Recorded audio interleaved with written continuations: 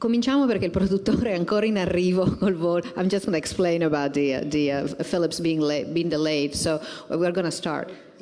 Dominique is here. I mean, is she here? Yes. Possiamo avere Dominique?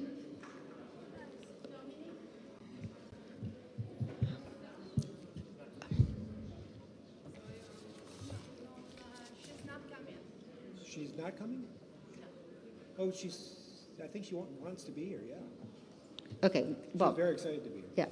Okay, I'm so sorry. This was a problem that was not caused by anything but weather and late flights. And we're going to start with Bob. And oh, what should I do? when the questions are in Italian, you put this. Okay. Okay. Simultaneous translation. I've known this project for many, many years. I met Filip, which will join us hopefully soon, about 8-9 years ago. And when he was still working, trying to acquire the material. Bob, when did you become part of this operation?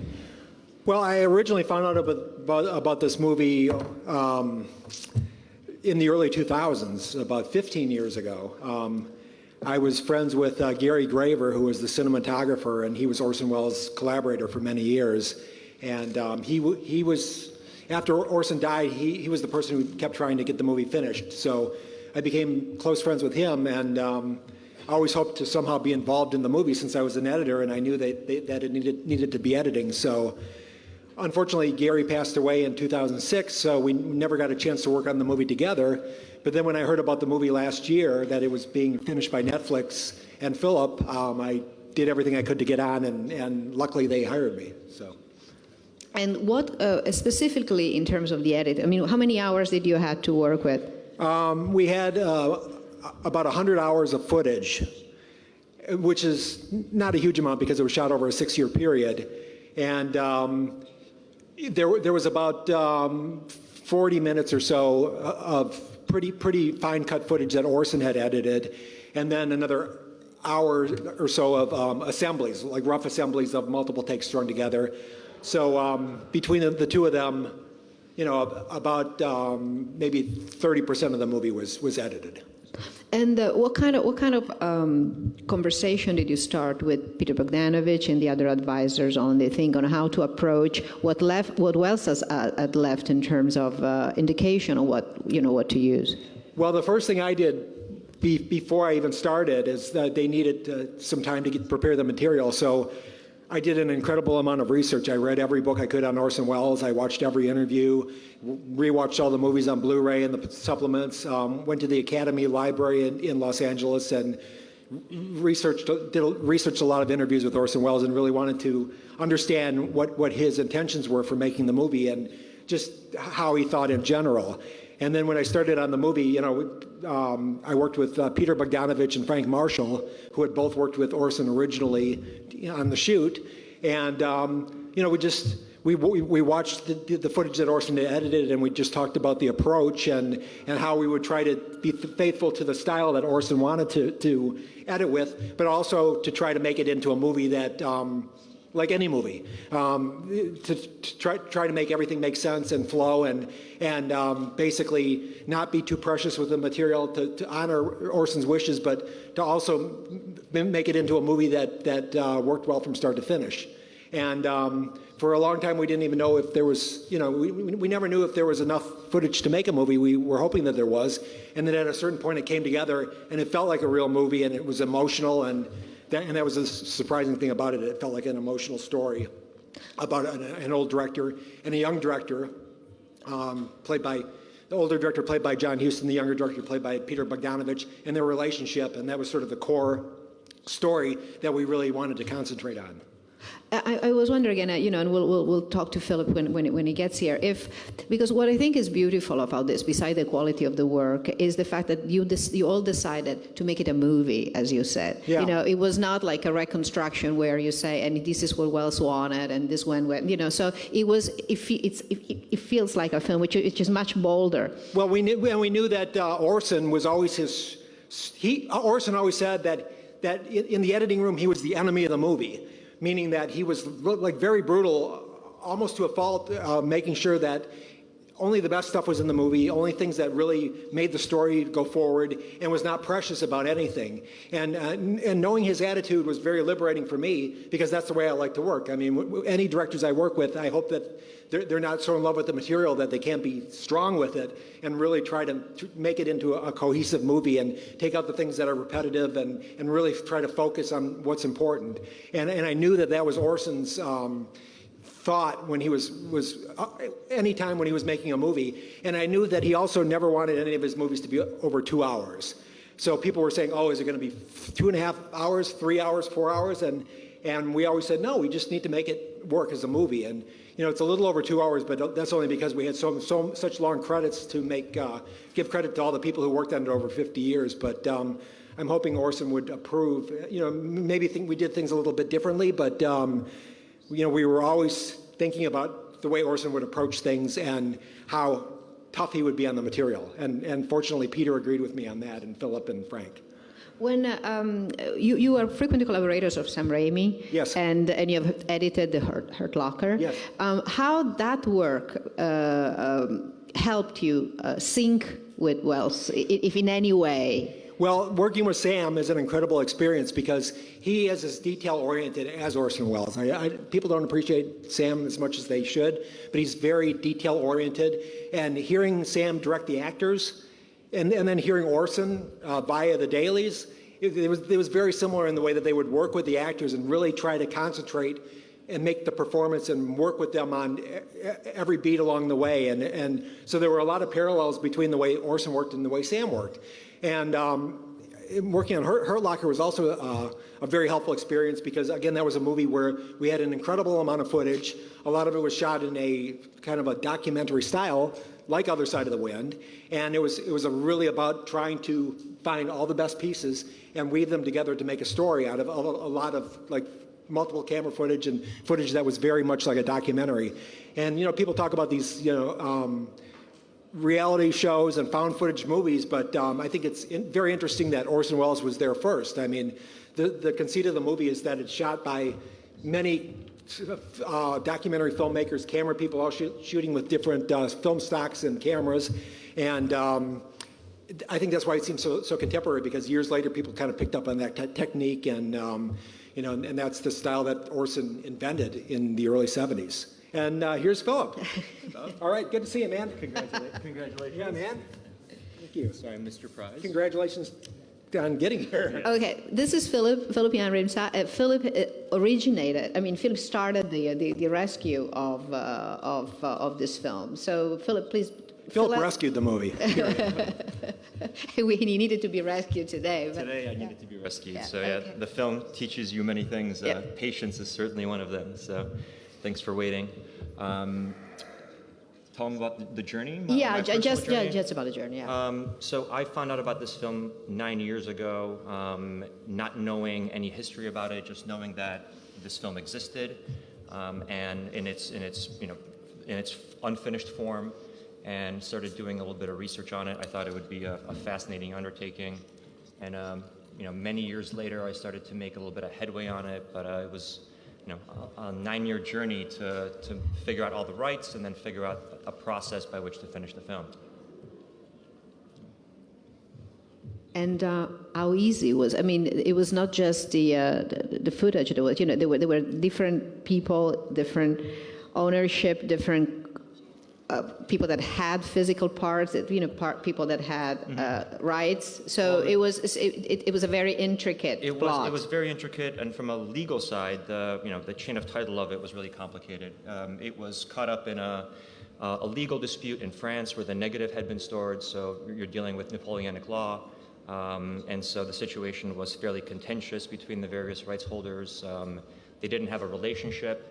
And so, the process was to somehow mend those relationships to a degree where they could see a common purpose in finishing the film. And my first introduction was to Oya Kodar, and then to her nephew, Alexander Welles, who goes by Sasha Welles, and he was actually adopted by Orson, and they were the kind of the caretakers of the film.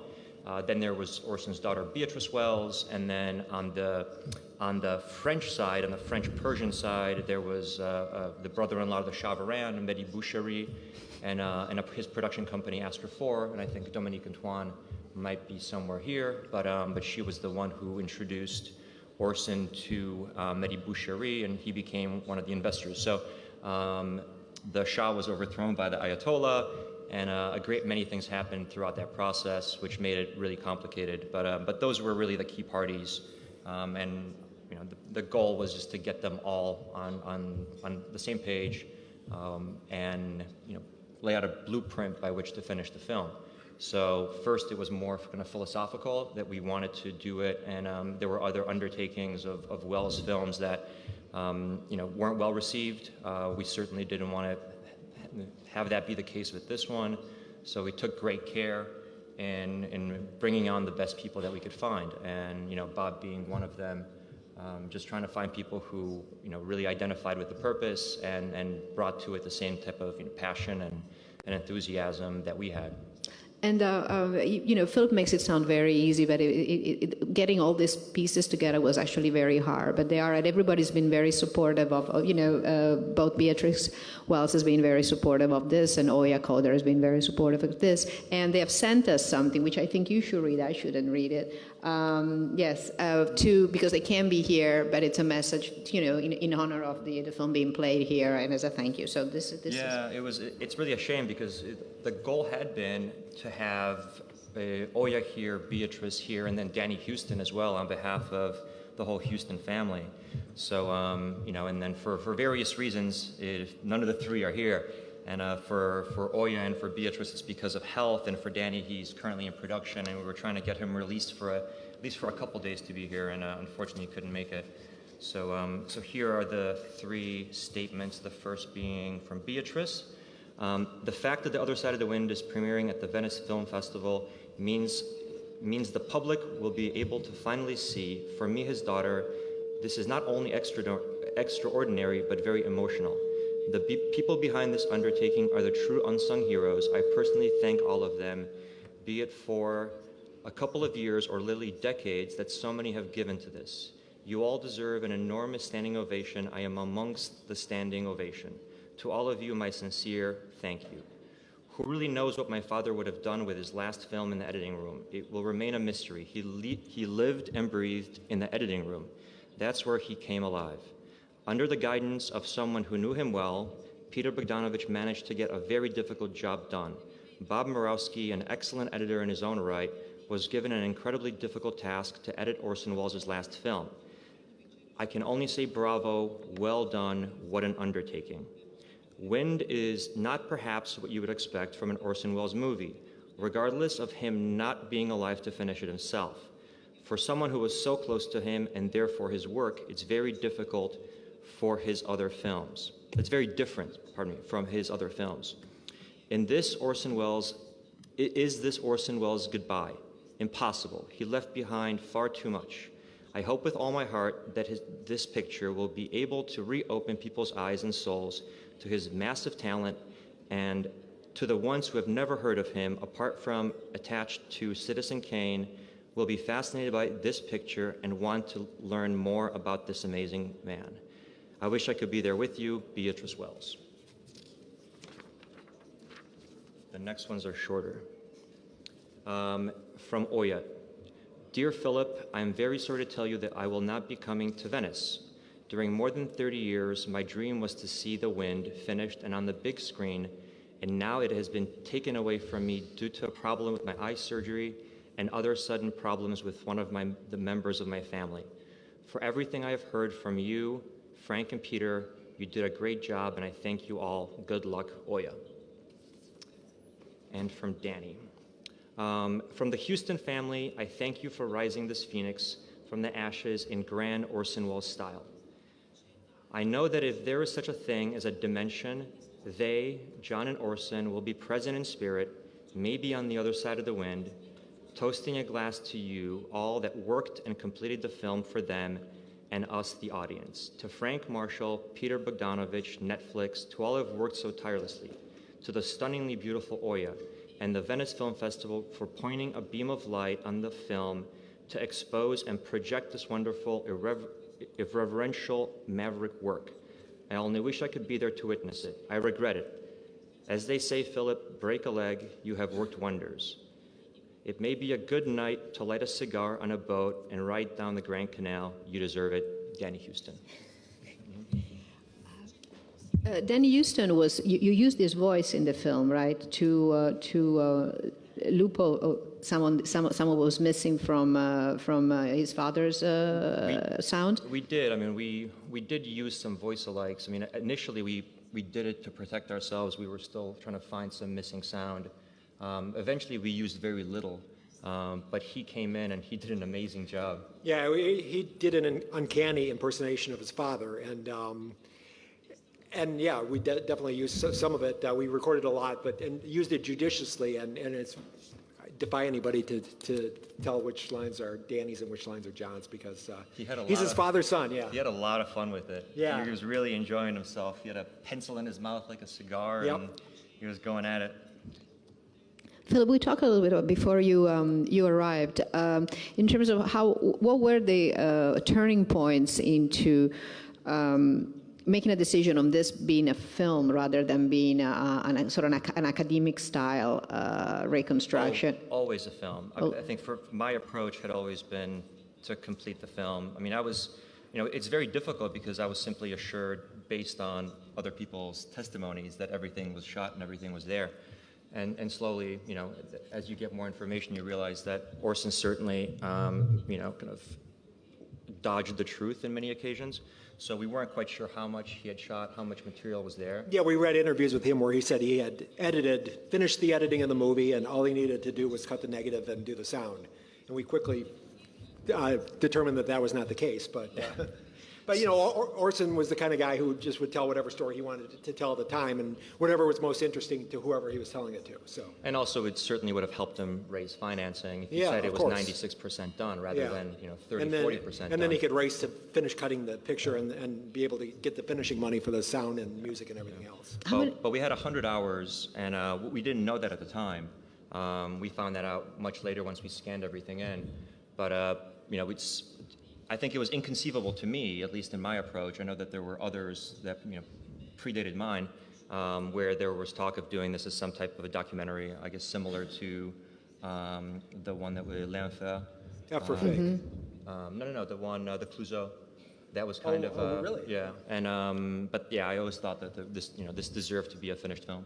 Wells says there is scores and scores of followers and academic that have studied. It's been written about very extensively, and his work has been overly analyzed. And because some of the films have this very tormented history, and then a lot of them, a lot of them are not the way he wanted them. He couldn't finish it the way he wanted, and some of them, they were never finished. They arrive as only in parts. How daunting is to do something like this, and in the form that you have done it, in respect of all these other schools of Wells thought? Because I truly believe it's a incredibly bold and incredibly generous gesture you have done at the same time, but it must have been daunting.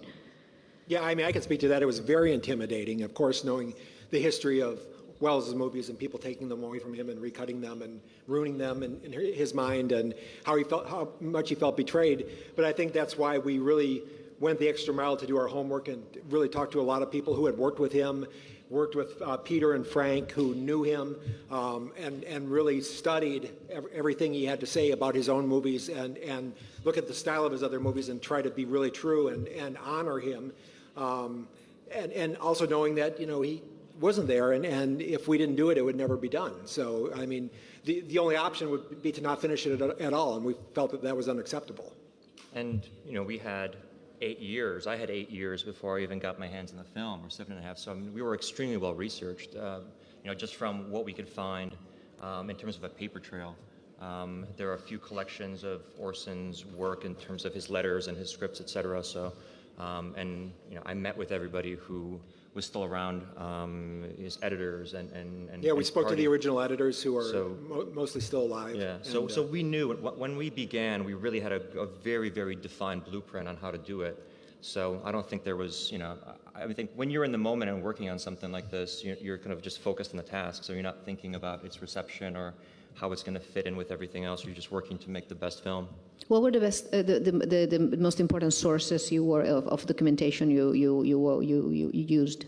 I mean, I just think it's the work print. The work print, The work yeah. There print. were various work prints, and some of it was long assemblies, and some of it was fine cut by Orson. But from the fine cut footage, we knew the style that he was going after, and from the assemblies, we knew, sort of the best takes that he thought were important. And where we had dailies, we also had Orson's voice. We had his tremendous. voice, directing the actors and giving the guidance and talking about what he liked and what he didn't like. So, like any movie, you sort of have to follow what the director's doing when you're editing.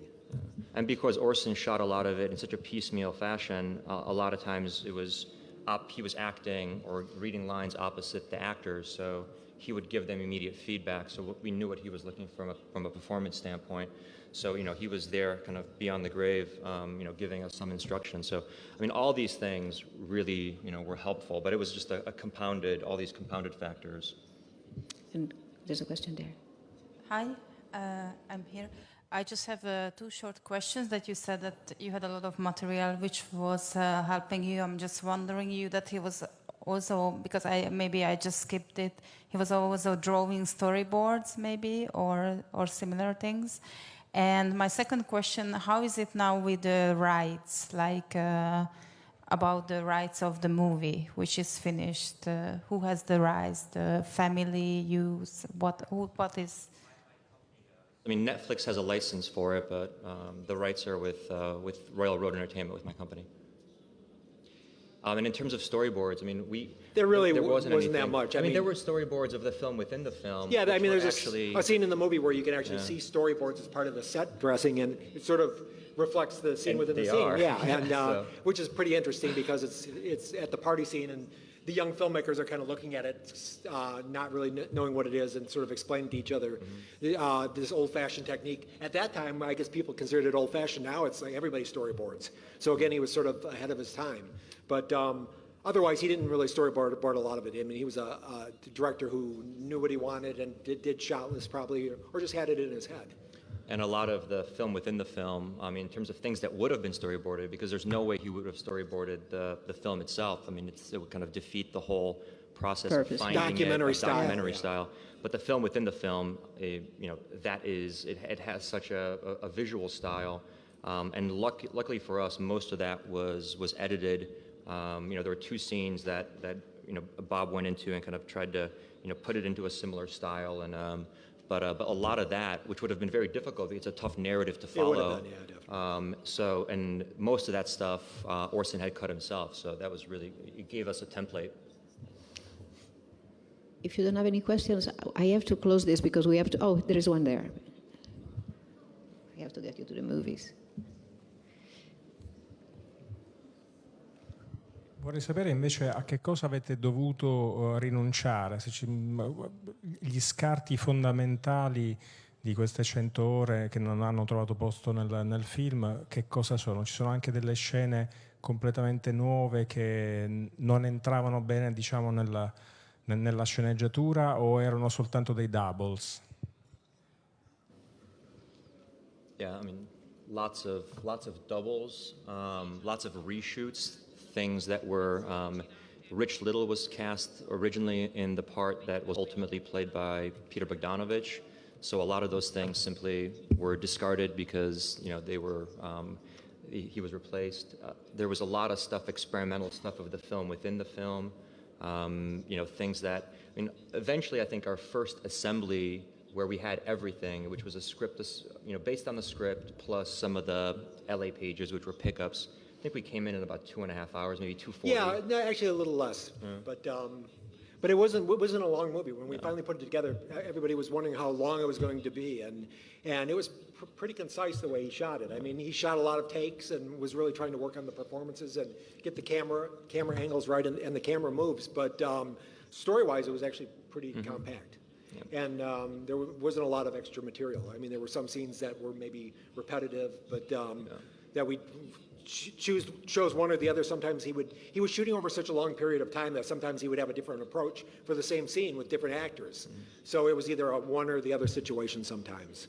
But it was not a huge amount of like movie. And for us at that point, I think it was more about pacing and beats that were, that were redundant. We would have something, and then Orson would try the same gag or the same joke or something with a different character. With a different character a second time, and we felt like, all right, he wouldn't have used both of them. He would use one or the other. And so, and a lot of those were really self-evident to us. There wasn't much debate. It was just, Yeah, and it wasn't important stuff anyway. It was a lot of times it was just gags. Well, I thank you for being here, for having finally made it, Filip, and thank you, Bob, and thank you for staying. And sorry about the mishap. And thanks for coming. Yeah, thank you.